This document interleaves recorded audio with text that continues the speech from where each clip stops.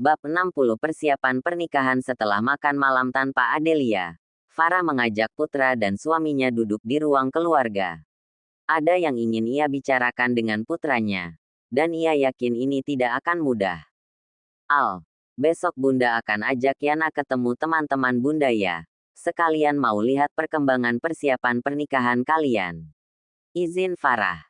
Nggak usah aneh-aneh deh bun. Tolak Al-Faras. Nggak akan lama kok Al. Hanya jalan sebentar terus bunda akan antar Yana pulang dengan selamat. Bujuk Farah pada putranya. Enggak. Jangan bawa-bawa Yana ketemu teman-teman bunda. Apalagi Tante Regina nanti geral makin menjadi. Al-Faras masih menolak permintaan bundanya yang ingin membawa Yana. Bunda tahu. Laki-laki itu masih terus mengirimkan bunga untuk Yana. Bikin kesal aja. Kami hanya akan memeriksa hotel tempat kalian menikah. Biar bunda tahu dekorasi seperti apa yang Yana inginkan.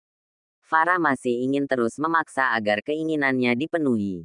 Soal bunga. Itu karena Geral tidak tahu jika Yana calon istri kamu. Makanya dia masih saja mengirimkan bunga untuk Yana. Makanya bunda mau kenalin Yana sama Tante Regina juga. Biar Geral berhenti mengirim bunga. Sambungnya. Al-Faras menghembuskan nafasnya kasar. Lalu menatap laki-laki parubaya yang sedang sibuk dengan koran tanpa ingin menimpali perdebatannya dengan sang bunda. Yana nggak akan keberatan bun. Buat aja sesuai keinginan bunda. Iya kan pa? Al-Faras meminta dukungan dari kaki laki yang terlihat tidak ingin ikut campur. Benar kata bunda Al. Akan lebih baik Yana diajak untuk melihat bagaimana perkembangan persiapan pernikahan kalian. Biar dia merasa dihargai. Dan untuk ketemu teman-teman bunda. Itu akan membantu kamu biar nggak akan ada lagi yang mengirimkan bunga untuk Yana. Ujar Zidan. Sejujurnya ia pun tidak setuju dengan ide Farah. Sama seperti dirinya yang tidak akan mau mengizinkan Farah bertemu siapapun. Apalagi itu laki-laki yang jelas menyimpan rasa. Lagi pula untuk persiapan pernikahan sudah dipegang oleh W.O. yang handal.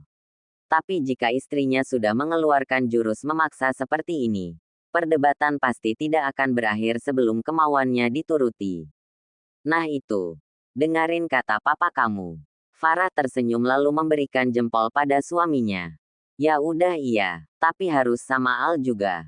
Yana nggak boleh pergi sendirian. Ujar Al-Faras mengalah. Yana nggak sendirian kok Al. Kan sama bunda. Farah masih tidak setuju. Pergi sama Al atau tidak sama sekali. Farah cemberut. Namun, tidak lagi memaksakan kehendaknya yang ingin jalan-jalan berdua dengan calon menantunya. Pembelaan tadi nggak gratis Yara. Bisik Zidan di telinga istrinya. Al-Faras melongo mendengar suara bisikan namun begitu jelas di telinganya itu. Dasar, kesalnya lalu beranjak dari sofa yang ada di ruang keluarga menuju kamarnya. Meninggalkan dua orang yang tidak malu dengan usia itu. Apa sih kamu? Bikin malu aja. Pukul Farah di lengan suaminya. Wajahnya masih saja merona jika suaminya bersikap seperti ini. Namun, ia tetap masuk ke dalam pelukan hangat yang selalu saja nyaman walau sudah puluhan tahun terlewati. Asteris. Beberapa hari telah berlalu setelah pertemuannya dengan Nara di kafe. Yana masih saja beraktivitas seperti biasa di tempat kerja. Yang tentu saja harus diantar jemput oleh calon suaminya. Meskipun Al-Faras sudah memintanya untuk diam di rumah saja sampai hari pernikahan tiba, ia tidak mendengarkan. Ada banyak hal yang ingin ia lakukan sambil mempertimbangkan permintaan sang ibu. Malam ini ia janjian bertemu dengan calon ibu mertuanya di hotel tempat yang akan digunakan untuk acara pernikahannya. Dres selutut sudah melekat sempurna di tubuhnya. Rambut panjang lurus dibiarkan tergerai indah di punggungnya. Sebelum keluar dari dalam kamar, Yana kembali melihat tubuhnya depan cermin. Melihat jika tidak ada yang kurang dengan penampilannya sore ini lalu keluar dari dalam kamar menuju ruang tamu tempat calon suaminya menunggu. Aku pamitan sama ibu dulu. Ucap Yana lalu masuk ke dalam toko bunga melalui pintu samping dekat rumah. Kamu tunggu saja di mobil. Sambungnya. Al-Faras mengalihkan tatapannya dari benda pipih yang ada di tangannya. Yana tunggu. Teriaknya. Ada apa sih? Nggak usah teriak-teriak. Nanti ibu kirain kita lagi ngapain aja di rumah. Kamu mau pergi dengan penampilan seperti ini? Tanya Alvaras. Ada apa? Penampilan aku nggak bagus ya? Yana kembali melihat dress yang sudah ia kenakan. Bukan. Masuk lagi sana. Nggak usah berlebihan. Ganti aja dengan yang biasa. Terus itu warna di bibir kamu gak usah yang seperti itu. Alvaras mendorong tubuh Yana agar kembali masuk ke dalam. Apa sih? Lepas. Nggak usah aneh-aneh. Sana tunggu aku di mobil. Perintahnya pada Alvaras. Sayang. Alvaras memelas. Alvaras tidak mendengarkan permintaan Yana yang ingin ia menunggu di mobil. Laki-laki ikut masuk ke dalam toko bunga di mana calon ibu mertuanya berada untuk meminta dukungan. Baju gak usah diganti. Tapi warna merah-merah di bibir kamu dihapus. Perintahnya. Yana tidak mendengarkan. Ia melangkah sambil menahan tawa melihat sikap kekanakan Alvaras.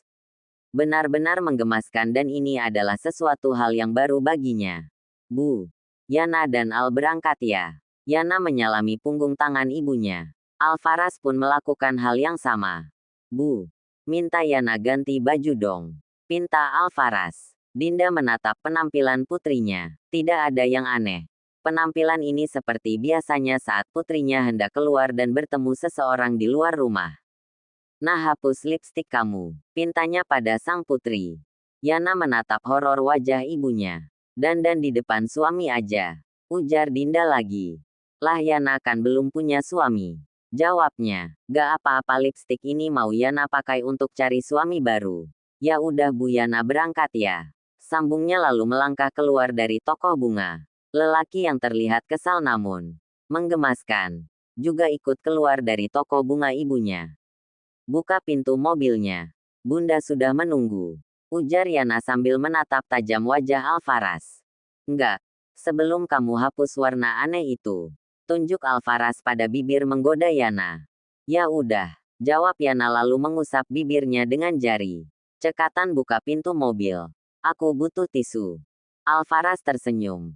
Lalu membuka pintu mobilnya dan ikut masuk ke dalam. Setelah Yana duduk dengan nyaman, Alvaras segera melajukan mobilnya meninggalkan tempat Yana tinggal, menuju hotel di mana sang bunda sedang menunggu. Bisa nggak sih orang-orang ini berdiam diri di dalam rumah? Bikin macet aja. Omel Alvaras. Ya nggak bisalah. Mereka kan punya kepentingan juga. Jawab Yana. Sabar aja. Cepat atau lambat tetap akan sampai juga kok ke tempat tujuan. Sambungnya. Di dalam perjalanan, Yana masih berusaha membersihkan bibirnya menggunakan tisu, agar terlihat lebih baik. Ingat dandan di depan suami aja. Jangan bandel. Ucap Alvaras sesekali melirik Yana yang sibuk membersihkan sisa-sisa pelembab bibir yang masih menempel di sana.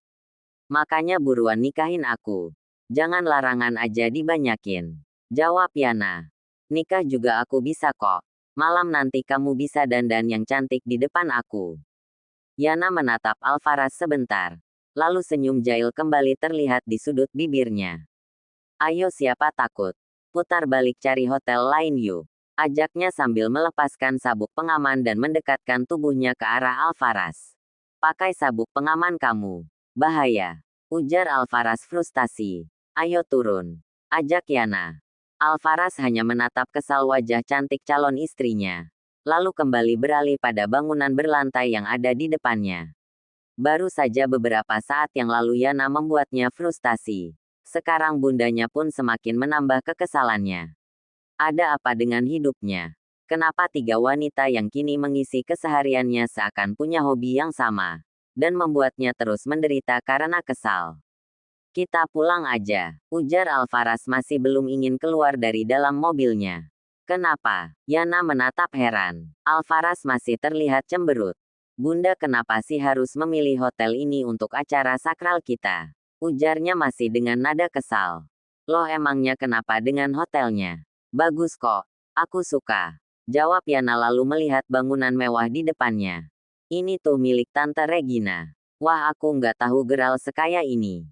Gumam Yana masih terus menatap bangunan berlantai di depan sana. Kita pulang. Putus Alvaras lalu kembali menghidupkan mobilnya. Tapi masih kamu kok yang kaya. Ayo turun. Geral gak ada apa-apanya dibanding kamu. Ujar Yana. Kamu tampan, kaya dan aku cinta sama kamu. Sambungnya sambil mengedipkan mata menggoda Alvaras. Benar kan? Aku masih jauh lebih baik dari dia. Yana mengangguk sambil menahan tawa. Tentu saja. Ayo turun. Ajaknya lagi. Alvaras mengangguk. Lalu keluar dari alam mobilnya. Mana tangan kamu? Yana menatap tangan yang sedang terulur ke arahnya. Lalu kembali menatap wajah tampan si pemilik tangan. Nggak boleh pegang-pegang mulu. Nanti kamu hilaf. Kita belum halal. Yana melangkah masuk ke dalam lobi hotel. Tanpa menyambut tangan yang sedang terulur ke arahnya. Hai, seseorang melambaikan tangan pada Yana. Yana tersenyum. Lalu membalas lambaian tangan itu. Melihat saingannya ada di depan sana. Alvaras mempercepat langkahnya. Lalu membawa tangan Yana masuk ke dalam genggamannya. Hai Yana. Sapa geral. Yana tersenyum. Di mana ruangan yang akan dipakai untuk acara pernikahan kami? Tanya Alvaras. Geral tersenyum. Lalu menunjuk satu ruangan yang tidak jauh dari tempat mereka berdiri. Ayo, Alvaras menarik tangan Yana agar segera meninggalkan laki-laki sok tampan di hadapan mereka. Yana, ada apa lagi sih? Alvaras menatap wajah geral dengan kesal. Sedangkan Ziana masih terus menahan tawanya. Bukan kamu. Aku mau bicara dengan Yana. Jawab geral. Maaf aku masih harus mempekerjakan dia. Karena perusahaanku membutuhkan keahliannya. Mama sebenarnya gak mau. Tapi aku beri pengertian jika pekerjaan Reno tidak ada hubungannya dengan perceraian kalian. Yana tersenyum lalu mengangguk. Kami tidak lagi memiliki hubungan apapun. Jadi dimanapun dia bekerja. Itu bukan lagi urusanku. Tidak masalah geral santai aja. Jawab Yana. Aku masih bisa kirim bunga buat kamu kan? Tanya geral. Coba aja. Akan aku pastikan kerja sama kita batal. Ujar Alvaras kesal. Lalu ia segera menarik tangan Yana dan meninggalkan geral di sana. Geral menatap kepergian wanita yang membuatnya patah hati dengan tatapan nanar. Tapi seorang Alvaras bukanlah tandingannya. Terlebih jika Yana memang benar-benar telah membuka hati untuk laki-laki sebaik itu. Emang harus ya kamu tersenyum manis seperti itu di depan laki-laki gila itu? Alvaras mengomel sambil menarik tangan Yana menuju ballroom di mana Bunda Farah berada. Aku tersenyum manis padamu. Bukan untuk dia. Jawab Yana. Aku nggak lagi bercanda ya. Aku juga. Aku emang tersenyum manis buat kamu. Bukan untuk orang lain. Yana tersenyum manis. Tapi orang yang sedang ia persembahkan senyum termanisnya masih saja kesal. Jangan marah-marah mulu. Nanti kamu cepat tua. Ada apa? Farah melangkah mendekati calon menantunya yang sedang tersenyum.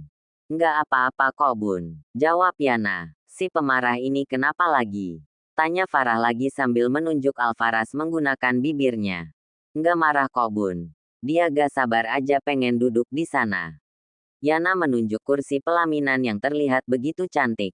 Kamu suka? Tanya Farah sambil menarik tangan Yana menuju kursi pelaminan yang akan dipakai resepsi nanti. Ini sangat istimewa Bun. Jawab Yana. Ia menatap dekorasi ballroom itu dengan mata penuh binar. Lalu melangkah menuju meja tempat yang akan dipakai untuk acara akad. Yana menyentuh kursi yang sudah dihias sedemikian rupa itu dengan jemarinya.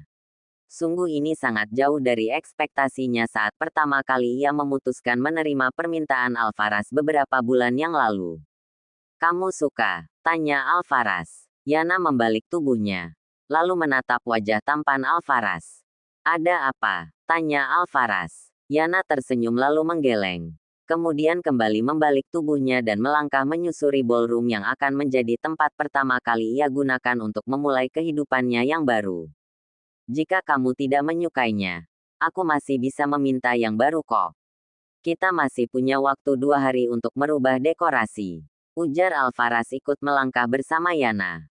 Aku suka banget malah. Jawab Yana. Hanya masih tidak percaya kalian menyiapkan sesuatu yang sangat istimewa seperti ini untuk wanita sepertiku. Sambungnya. Wanita sepertimu pantas diperlakukan istimewa.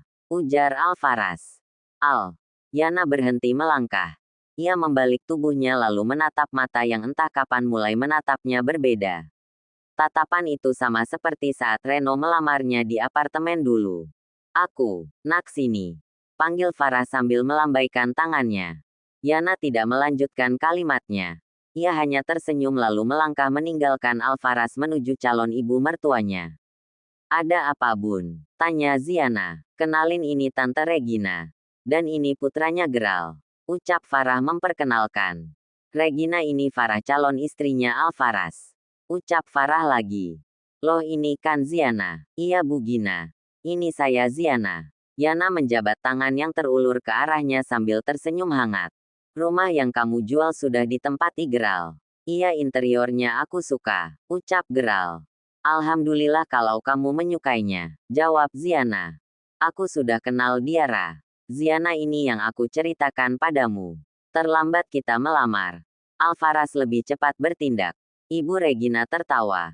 Sedangkan Geral hanya tersenyum kaku. Gimana nak? Kamu suka dekorasinya? Tanya Gina lagi. Sangat suka Bu. Ini sangat cantik.